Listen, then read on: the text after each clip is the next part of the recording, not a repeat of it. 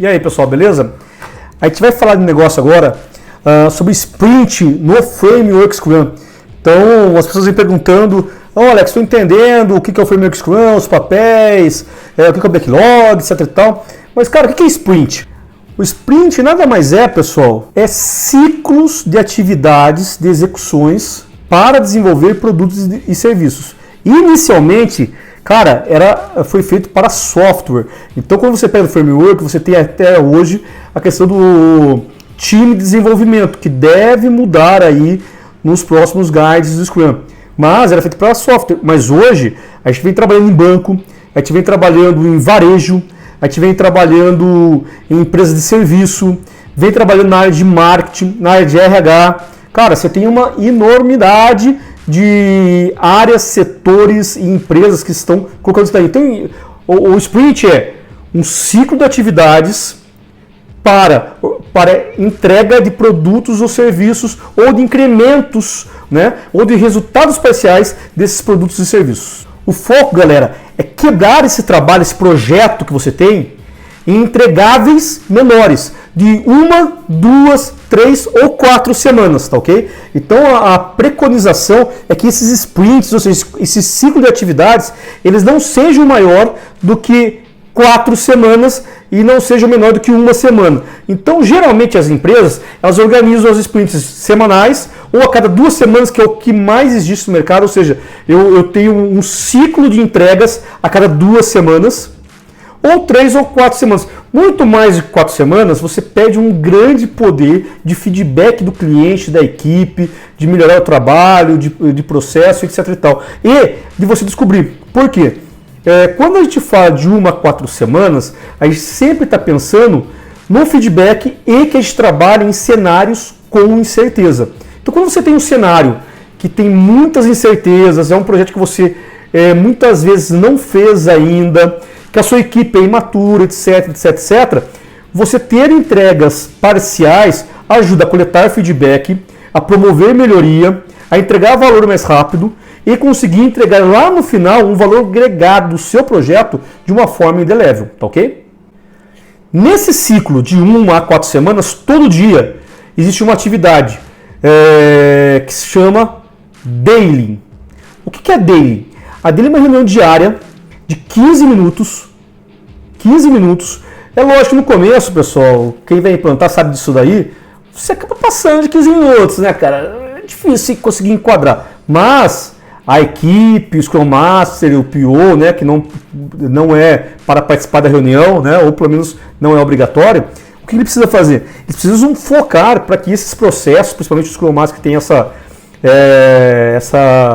função de normatizar, de organizar, de cuidar do processo para que ele agregue valor e para que ele entregue realmente um desempenho superior, dele ser de 15 minutos. No começo isso não vai rolar. Por quê? As pessoas têm o costume de colocar um monte de coisa na dele. Então a dele vira uma reunião de bate-papo, acaba virando uma reunião de diversas coisas que não é o objetivo da dele. A dele é uma reunião para ser sempre no mesmo horário, no mesmo local, a galera de pé na frente do quadro Kanban e falando o que eu fiz ontem, o que eu vou fazer hoje e se tem algum impedimento. Esses impedimentos serão tratados por quem? Pelo Scrum Master, né? Então o impedimento é um problema que não é de execução do dia a dia ali, mas é um problema que sai do foco da execução. Ou seja, o Scrum Master pega esse problema, que é um impedimento para que a execução aconteça, e vai tratar isso daí para deixar o time focado na execução.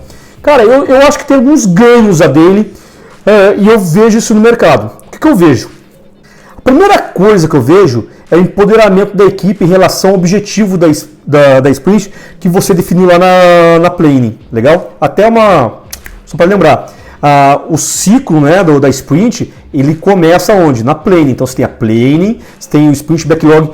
Eu pulei isso daí porque a gente já falou no outro vídeo, tá ok? Então você tem a planning, sprint backlog, aí você começa a rodar a sprint, e todo dia você tem a dele. Então a primeira coisa legal é o empoderamento da equipe em relação ao objetivo. E todo dia eles estão na mesma página ali.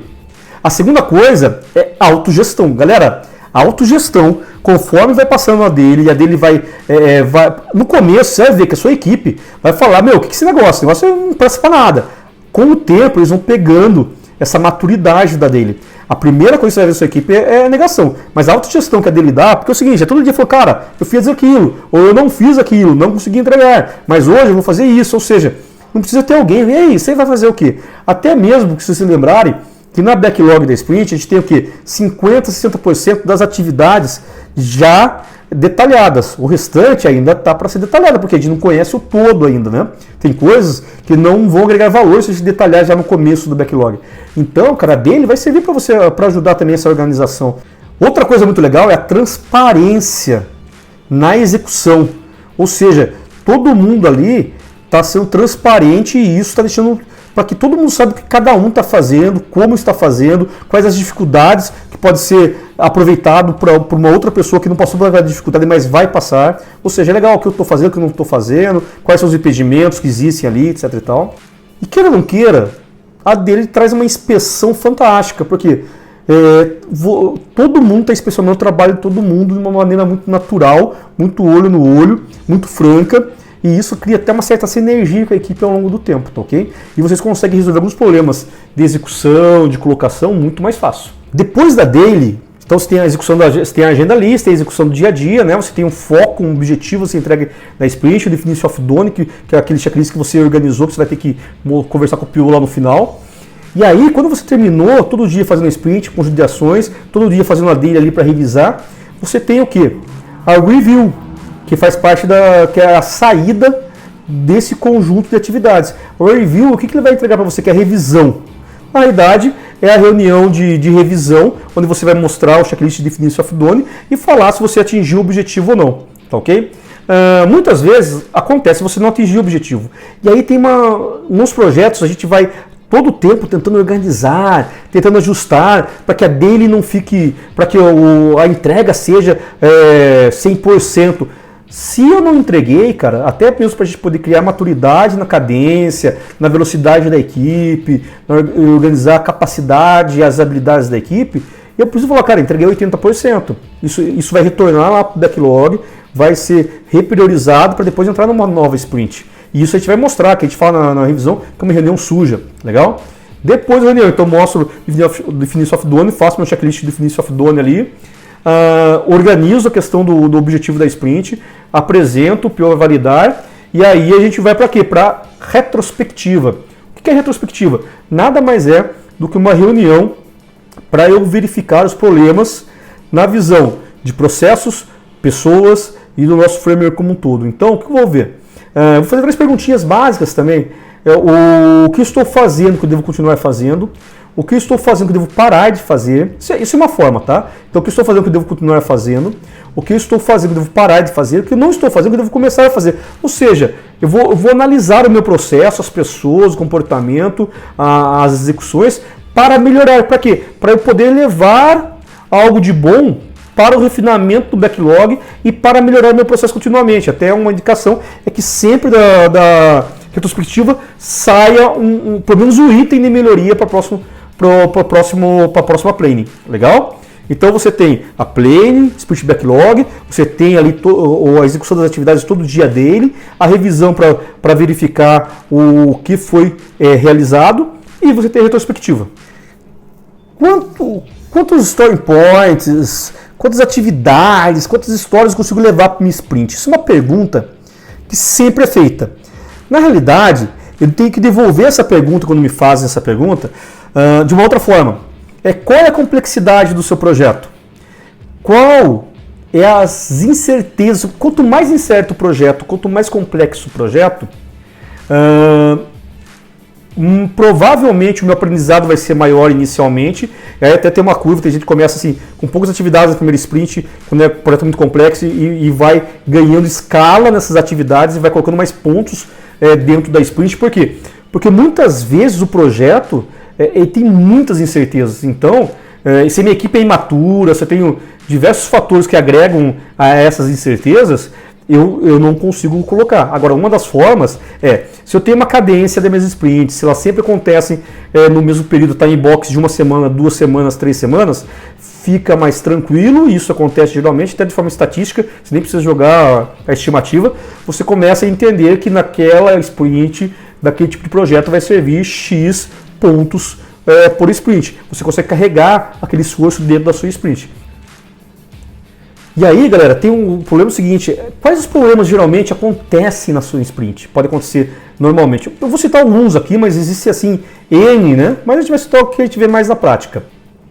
Quando eu escolho uma equipe que ela não tem uma competência aprofundada, uma expertise suficiente para realizar aquele projeto. Então eu trouxe pessoas técnicas, mas que ainda têm dificuldade. Aí pode ser no desenvolvimento de um software, pode ser uma gestão de marketing de uma empresa. Eu tenho o lançamento de um produto e trouxe alguém, de repente, do inbound, ou do media offline, ou de contato com jornalistas, ou seja, todas as complexidades, ou mesmo um designer que não tem experiência no RH, vou fazer um projeto de RH. De repente trouxe alguém júnior para o projeto e que a velocidade dele não é muito legal.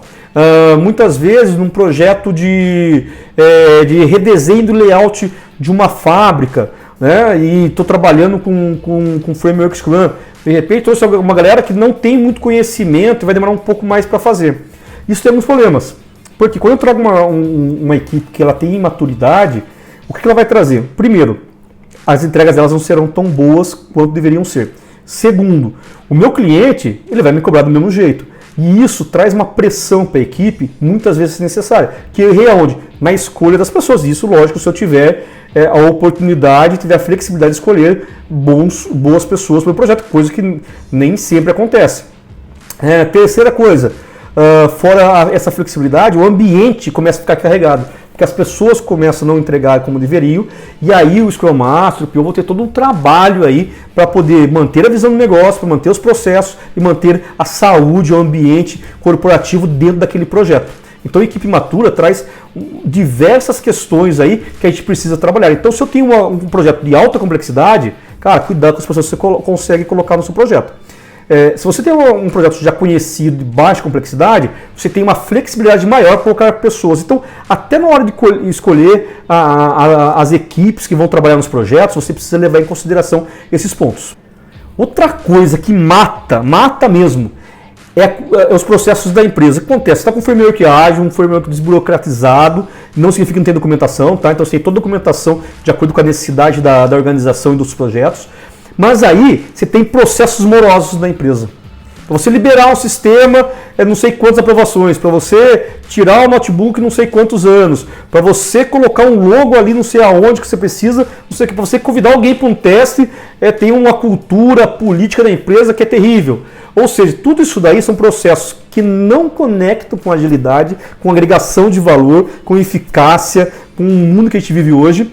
E que muitas vezes você tem um choque dentro da empresa. Então, processos morosos, assim, você vai dar um baita trabalho para o Scrum Master, porque vai ter um monte de impedimento, e muitas vezes ele vai deixar ele fazer outras coisas que ele precisa fazer. Ou às vezes, quando você implanta Scrum, isso acontece muito, os caras vão lá, porque a cultura da empresa ainda não é ágil, não entendem direito, vamos supor, o papel do Scrum Master, e você carrega o Scrum Master e ele vira um office boy de luxo de documentação.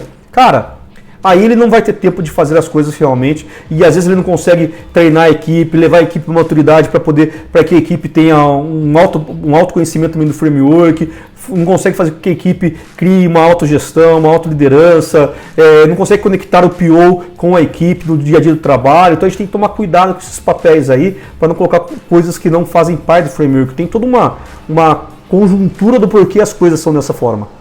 Outra coisa também são os requisitos com problemas. Então, se você não tem uma backlog muito bem organizada, detalhada, conectada ao negócio, conectada à execução, organizada, etc. e tal, o que vai acontecer?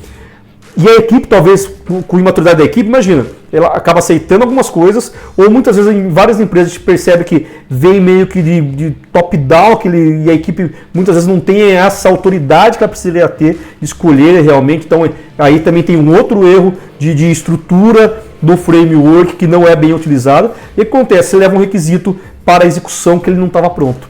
E aí você vai ter vários problemas durante a sua sprint. E por último, cara, cultura ágil. Se a cultura não estiver bem implantada na sua empresa, esquece. você vai ter problema. Não adianta você levar ferramentas ágeis sem uma cultura adequada. Você vai ter um conflito de gerações ali, organizacional, que vai ser duro de você manter. Ou a cultura vai ganhar, ou o framework Scrum vai ganhar. Como o framework Scrum é algo novo na sua organização, eu aposto com você que a cultura organizacional velha, arcaica, burocrática, morosa, política, ela vai engolir o framework, só que quem vai levar a culpa é o framework Scrum. Então, você precisa balançar essas questões. Bem, então isso é uma sprint, tá? Uma sprint ela é formada por todos esses artefatos e cerimônias, no qual você tem a sprint planning, sprint backlog, a sprint que é o conjunto de atividades diárias, com a dele, a revisão e a retrospectiva. E você tem que tomar todos esses cuidados para que você tenha uma sprint eficiente. Legal? Pessoal, espero que você tenha gostado desse vídeo. Te vejo no próximo vídeo. Um abraço!